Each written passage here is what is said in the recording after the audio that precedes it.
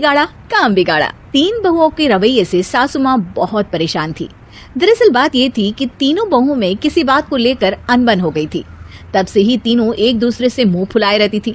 ना कोई सीधे मुंह किसी से बात करती, ना किसी का कहना मानती। पड़ोसी भी इस बात को जानते थे और जाने कैसे कैसे बातें भी करते। इसीलिए सासू माँ ने तीनों बहुओं को तुरंत अपने कमरे में बुलाया। मैं कई दिनों से देख रही हूँ, तुम तीनों अलग अलग सारे काम कर रही हो। ये सब नहीं चलेगा, तीनों को मिलकर ही काम करना पड़ेगा।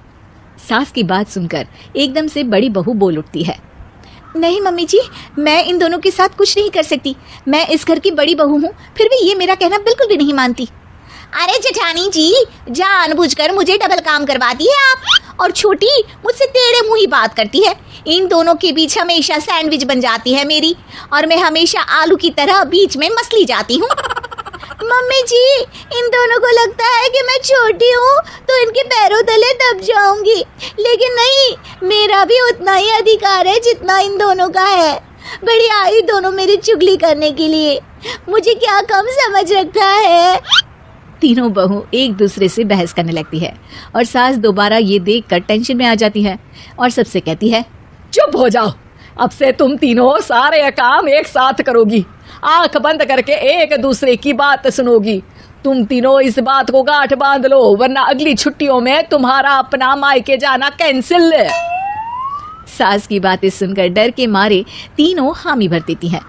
जी मम्मी जी, मैं समझ गई। हाँ मम्मी जी, जैसा आप कहें। आप जो कहेंगी मैं वही करूंगी। तीनों बहू सास की बात को गांठ बांध लेती है और वादा करती है कि अब से सारे काम वो तीनों एक साथ मिलकर ही करेंगी। ये सब देखकर सास खुश हो जाती है और वहां से चली जाती है। नीचे जाकर वो देखती है कि घर में शर्मा जी आए हुए होते हैं। सास जोर से आवाज लगाकर कहती है, अरे बहू, जरा चाय बनाकर तो लाना, शर्मा जी आए हैं। सास की बात सुनकर तीनों बहू तुरंत किचन की ओर भागती है और चाय बनाना शुरू कर देती है। मुझे तो एकदम मसाले वाली कड़क चाय पसंद है, तो हम शर्मा जी के लिए मसाले वाली चाय ही बनाएंगे। अरे नहीं दीदी, गर्मी के मौसम में मसाला चाय कौन पीता है? मैं तो शर्मा जी के लिए इलायची वाली चाय ही बनाऊंगी। ये कैसी बात कर रही हैं आप दोनों? मेरी मम्मी ने सिखाया है कि मेहमान को ज्यादा दूध और शक्कर वाली चाय देनी चाहिए, वरना वो घर वालों को कंजूस समझते हैं। तो मैं तो शर्मा जी को ऐसी ही चाय दूंगी। तीनों बहुएं अपने अपने तरीके से चाय में शक्कर, मसाला, पत्ती सब डाल देती है। उबलने के बाद तीनों मिलकर चाय बाहर लेकर जाती है और शर्मा जी और सासू माँ को देती हैं। चाय पीने के बाद शर्मा जी सासू माँ को देखकर शर्मा जाते हैं और शर्मिंदा महसूस करते हैं कि आखिर उन्होंने चाय पीने के लिए हामी क्यों भरी। सासू माँ भी चाय पीना शुरू करती है और कहती हैं, अरे बहू, ये कैसी चाय बनाई है? चाय है या मीठे दूध की बासुंदी? हाँ, चाय अच्छी नहीं लगी क्या? कोई बात नहीं, हम पराठा बनाकर लाते हैं। चलो चलो अंदर। हाँ हाँ चलो। हाँ आती हूँ मैं भी। नहीं, मेरा पेट चाय ने ही चौपट कर दिया, वही काफी है। पराठे से पोपट नहीं करवाना, मैं तो चलता हूँ। शर्मा जी चुपचाप पतली गली से निकल जाते हैं। अगले दिन सास बहुओं से कहती है, अरे बहू, जाओ जाके ऊपर के गेस्ट हाउस की सफाई कर दो।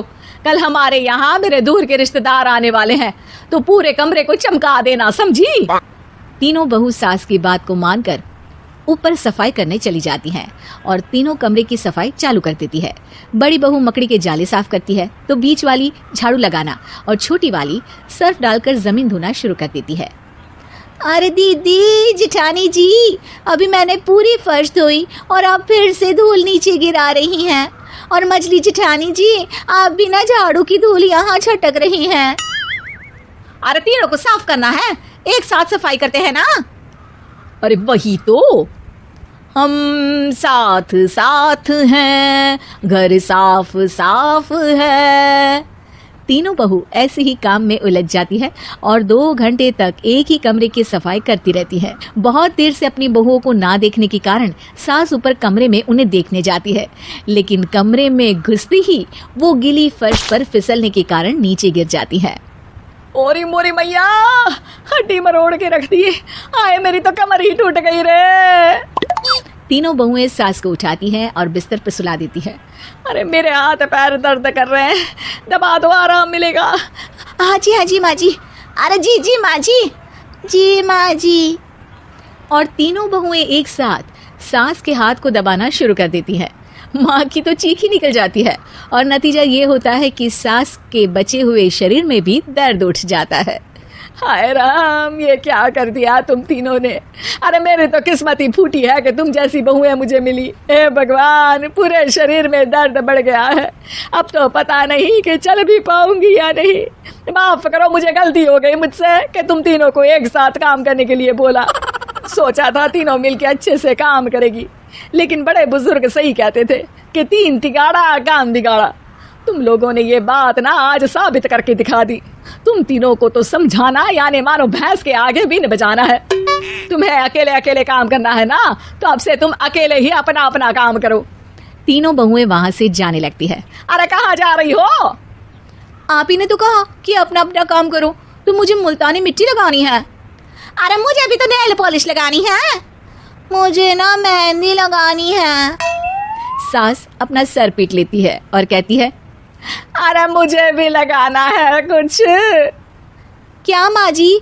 क्या माँ जी? क्या माँ जी? तुम्हारे घर वालों को फोन तुम्हारी हरकतें बताने के लिए।